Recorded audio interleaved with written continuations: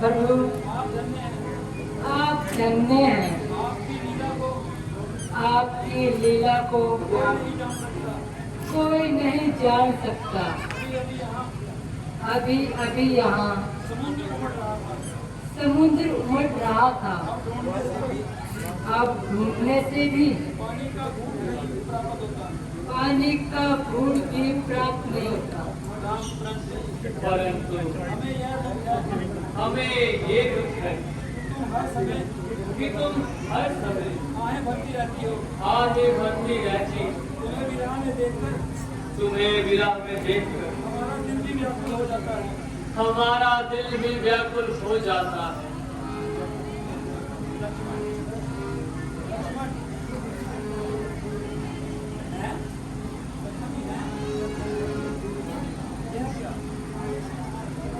है ये क्या?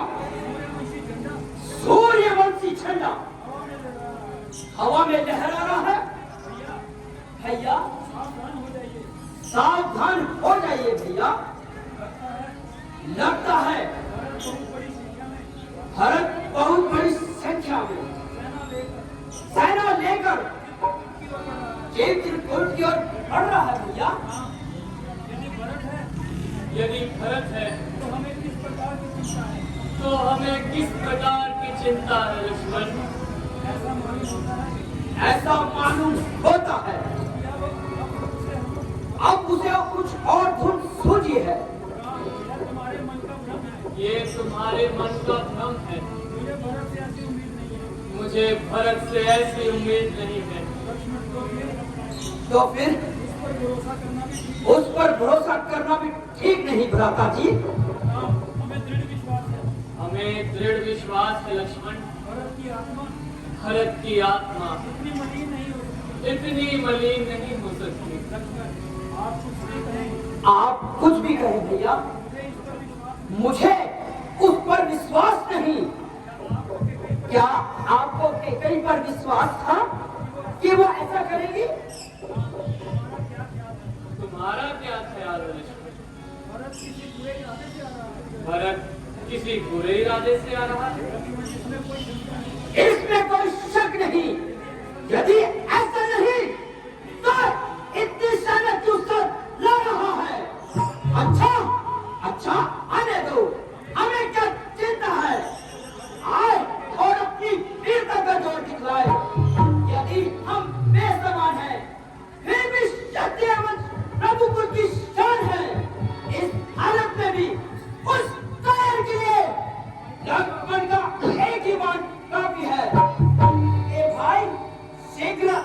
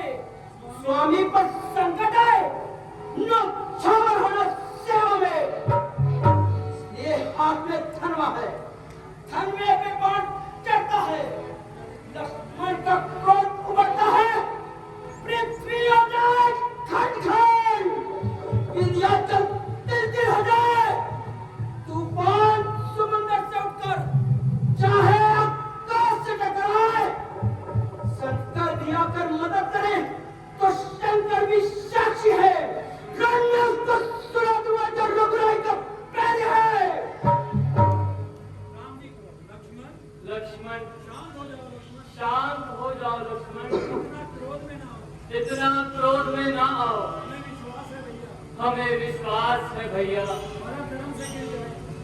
भरत धर्म से गिर जाए ये नहीं विचार में आता है।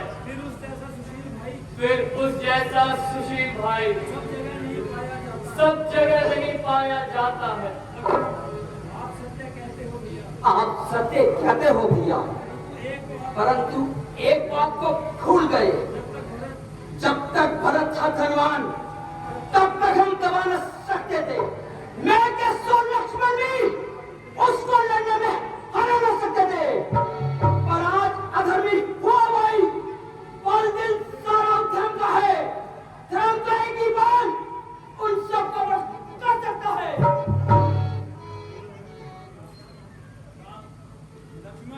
लक्ष्मण वो देखो वो तो बेचारा अकेला है, भागा हुआ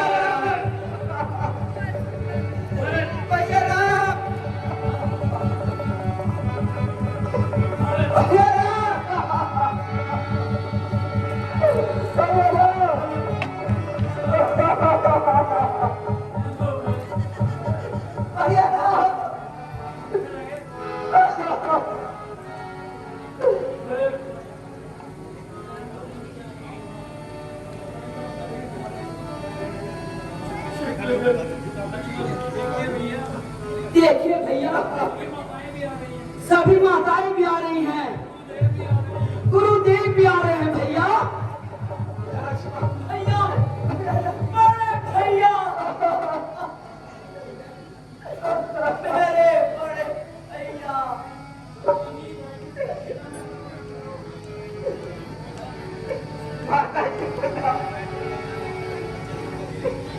आइए गुरुदेव।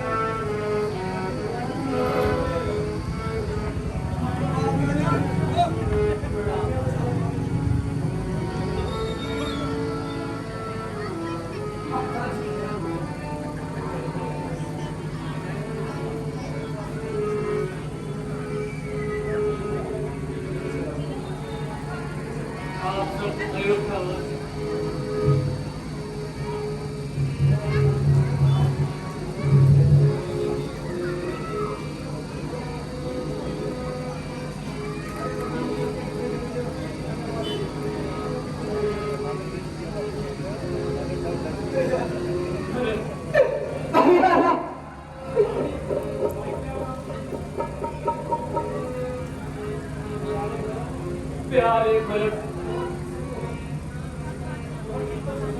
कहो चित्त तो प्रसन्न है और तुम रोते क्यों हो? आखिर वजह तो बताओ। अरे तुमने तो बच्चों को भी मात दे दिया है।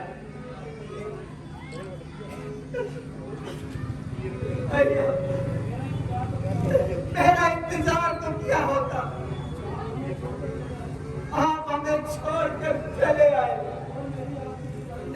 और मैं आपकी जुदाई में मैं क्या कहूँ भैया। पिताजी भी सभी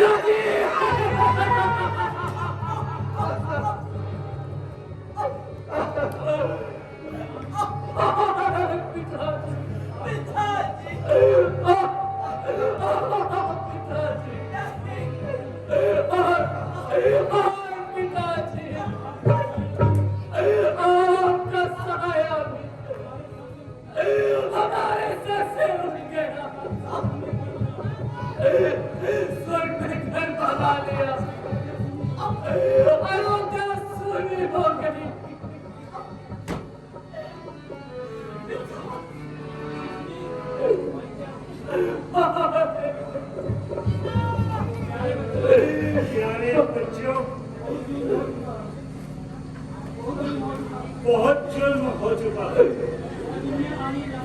यह दुनिया आनी जानी है, किस्मत के लिखे को कौन मिटाएगा?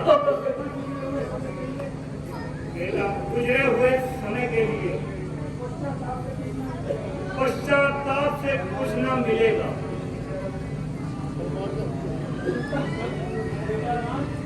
बेटा राम। जी गुरुदेव।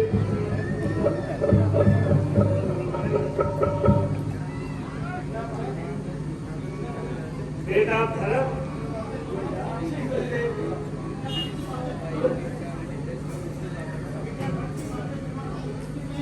बेटा भरत की बातें सुनो। उसके सब जो लोग आए हैं उनकी तरफ ध्यान दो। कहो भैया, तुम क्या कहना चाहते हो? भैया भैया क्षमा कीजिए, और वापिस अयोध्या चलिए। आपके बिना अयोध्या सुनसान है, आप वीरान है। तमाम प्रजा आपको लेने आई है भैया। माता जी को माफ कर दीजिए, वापिस चलिए।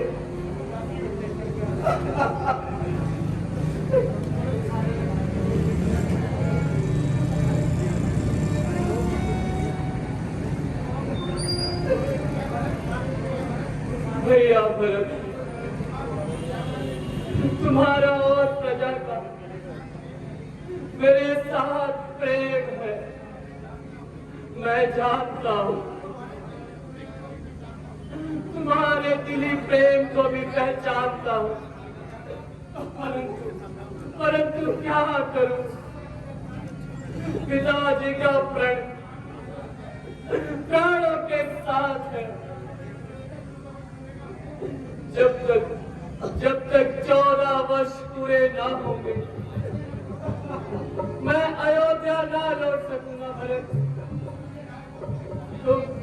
तुम खुशी से राज करो और सब काम संभालो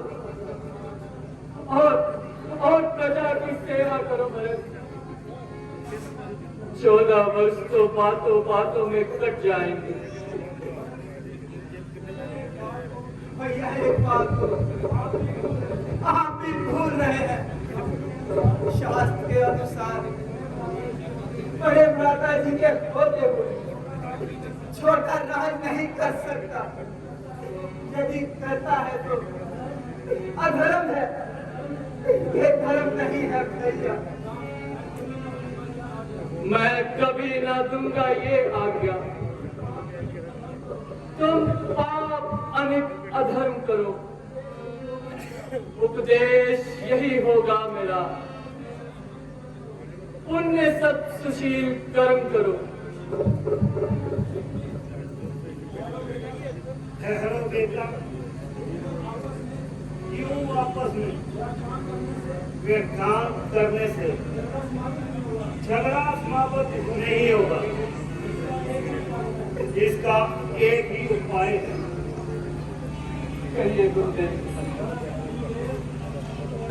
गुरुदेव, जब तक रघुराई वन में है, अयोध्या का तख्त खाली है, परंतु भरत कभी उस पर न बैठ सकेगा। आप ऐसा उपाय करें, दोनों की बात रह जाए। हाँ हाँ, वही तो बता रहा हूँ। जब तक राम वन में रहे अपनी चरण पादुका देते, वो चरण पादुका राज सिंहासन पर रहे और राज्य का रखवाला भरत बने। गुरुदेव, आपने मुझे ही मजबूर कर दिया। मैं राज और राज दरबार किसी के काम में दखल नहीं लेना चाहता। मजबूरी है बेटा। अच्छा भैया, यदि आप सब नहीं मानते तो अपनी खड़ाम दीजिए। मैं इसे अयोध्या के तख्त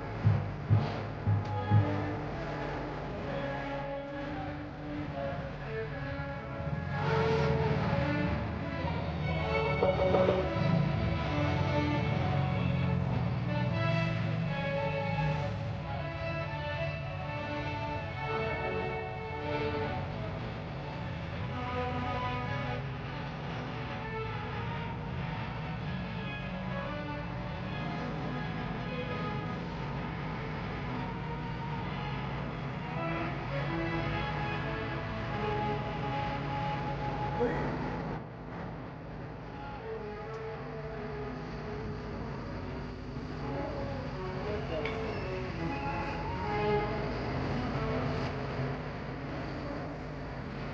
you.